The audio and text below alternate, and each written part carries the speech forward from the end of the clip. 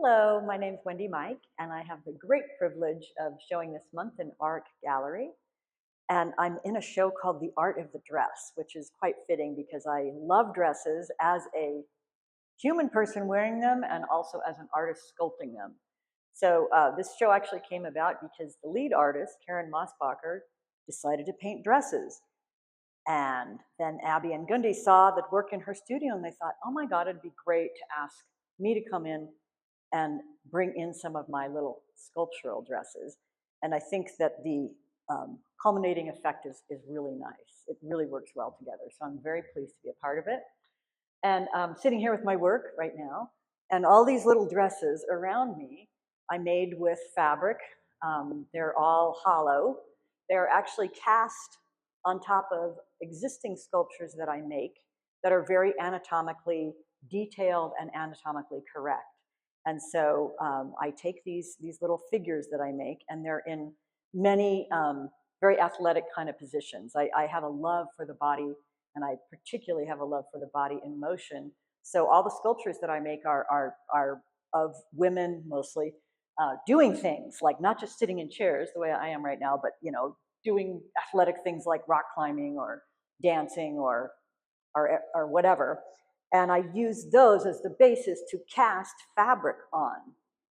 And in order to be able to do that on these little sculptures, I have to wrap the little tiny sculptures in saran wrap, because the medium that I use to stiffen the fabric, if I don't use the saran wrap in between the sculpture and the fabric, when I pry the fabric off, it'll just take the surface of the sculpture right along with it, because it's like really heavy duty kind of glue that I use. So I have to wrap everything very carefully in plastic, and then I put the fabric on, and then I shape it. And I make some of these like that have the fabric that kind of comes out. I use various props to achieve those kinds of effects.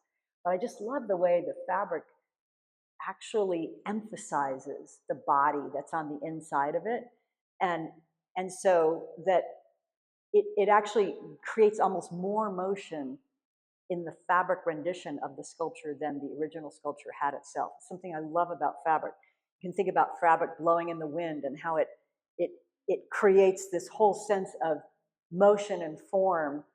It's one of the only materials I know that you can really do that with. So I really love fabric.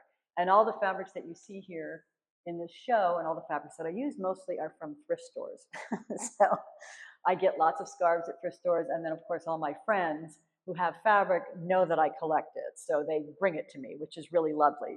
And for instance, this little velvet one is made from a friend of mine who had a interior design business in the Bay Area, and she works with these gorgeous silk velvets. And I couldn't figure out initially how to use velvet. It's much heavier than what I usually use.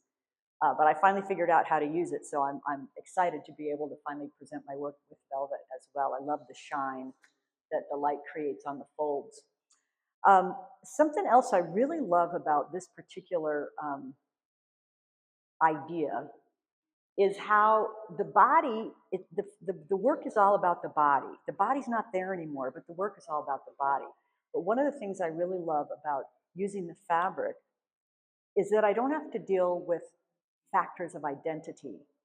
And what I mean by that is when I sculpt the figure, if I'm putting a face and hair on a figure, then I'm automatically dealing with identity, usually racial identity, age identity, all these sort of factors that go into representing an individual person. It's fine if I want, as an artist, to contextually deal with some of those elements like race or age. But sometimes I don't want to deal with those things. And with these renditions, I'm kind of free of the obligation to work with identity. So it's more of an idea, like it could be any person, instead of like a specific person with a specific story. And that's one reason why I name them after goddesses, is because I look at them before I name them, and then I have this wonderful roster of all the goddess names from all over the world. And I look at, what does that look like to me? Does that look like a springtime goddess or a river goddess or something like that? And so I'm able to name them the names of goddesses that call to mind characteristics like spring or water or courage or strength or motherhood or dance, instead of actually having to deal with the specific identity of that person. So that's something I really enjoy about the fabric. It gives me this way of playing with a certain kind of anonymity that I really like. And let's see, what else? I am really still in love with doing this. I first did these little pieces in response to a show that I was in at Modbo called I See London, I See France. You can get what the rest of that goes like. Anyway, it was a show about underwear. And I woke up in the middle of the night one night and I went, oh my gosh, I could make little underwear pieces on the sculptures that I'm already making. And wouldn't that be cool if I could do these little hollow cast dresses and little slips and underwear? So that's how it started.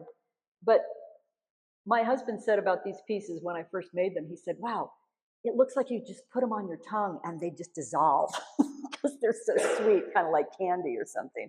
And I love that description. And I feel that way about them still, that there's something delightful and very just, I don't know, edible about these pieces. So I'm still not nearly done with this. I have a lot of ideas for things I want to do in the future. But for right now, it's just been lovely to have this wonderful exhibition in this great space and to be able to share my work with all of you.